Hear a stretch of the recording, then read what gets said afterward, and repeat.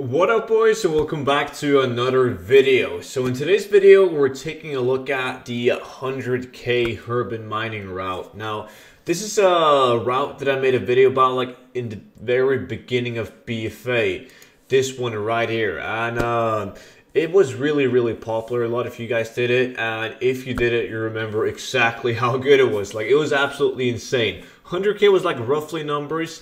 And in the start, I even made way more than 100,000 gold an hour just doing this farm. But naturally, that was in the start of the expansion, so the prices of herbs and ore was like insanely high, like it always is at the start of an expansion. So now with the release of the new raid, I've noticed a lot of people going back to herbalism and mining, and they all claim that they make a lot of gold on it, like really steady gold. So I thought it would be a great idea to go and revisit the farm, do it again, see exactly how much gold it will bring me now.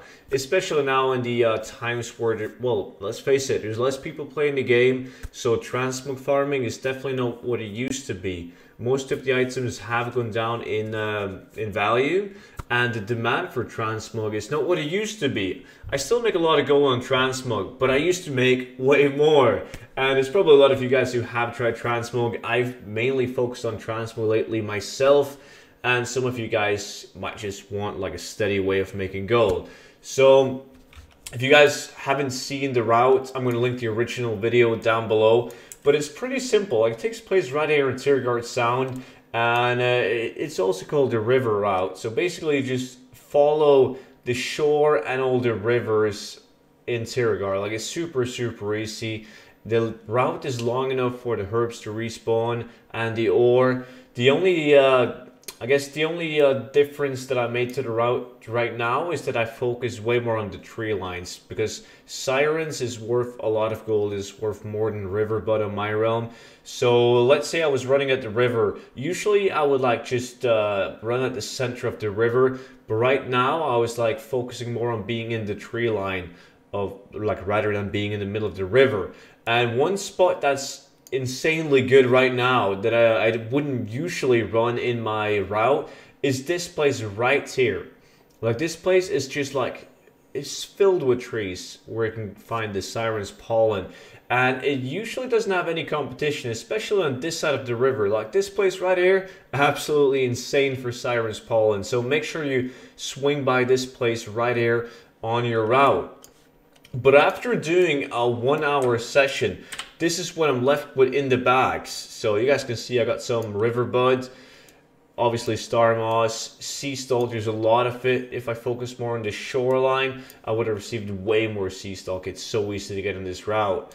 I also did some mining, but I mean, I'm not sure if I could have made more gold if I didn't focus on mining at all, because you sometimes end up in these clunky and kind of awkward situations where you gotta leave travel form and you're in combat. So like going back into travel form, leaving combat and so on, like it's quite clunky. So maybe I would have made more gold if I didn't do mining and just focused on herbalism.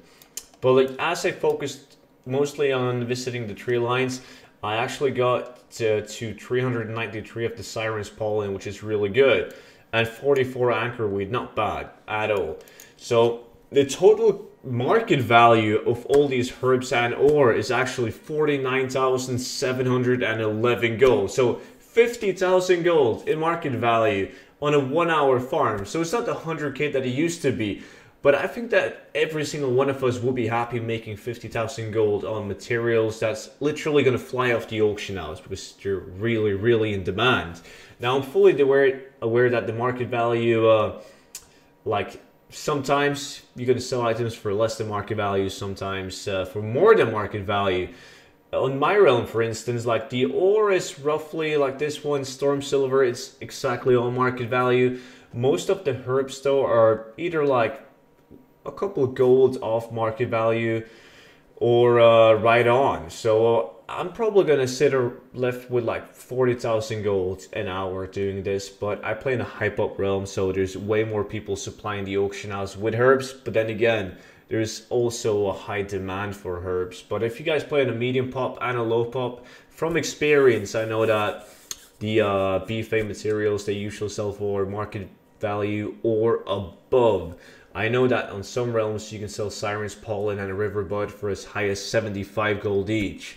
So you're going to make way more gold if you play on one of those realms. But it was fun to test out the old farm. Like, mining and herbalism is a really chill farm for me. I never do it when I live stream because, well, it's not that exciting. But it's nice when I'm off stream, just relaxing like right now at 2 a.m. and pick up some herbs, especially when you get like 50k an hour. So hopefully that was some cool information for you guys. If you didn't already go back to herbalism and mining, you should definitely consider it right now. And I talk about like all the items and specs and how to do it all in the original video, so I'm not going to go through that, like how to do it efficiently. You guys can just go below in the description and click the video and watch it if you want to.